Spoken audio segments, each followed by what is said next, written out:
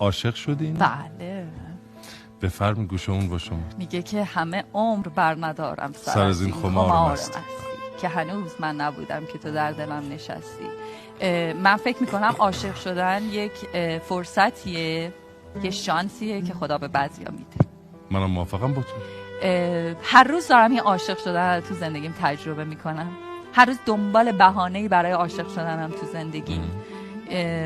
آقای مدیر، من هر موقع تو زندگیم کم میارم به تعداد بی نهایت برگای درختان نگاه میکنم و معتقدم که اونی که میتونه این تعداد برگ و نقاشی کنه قطعا میتونه از من هم مراقبت کنه.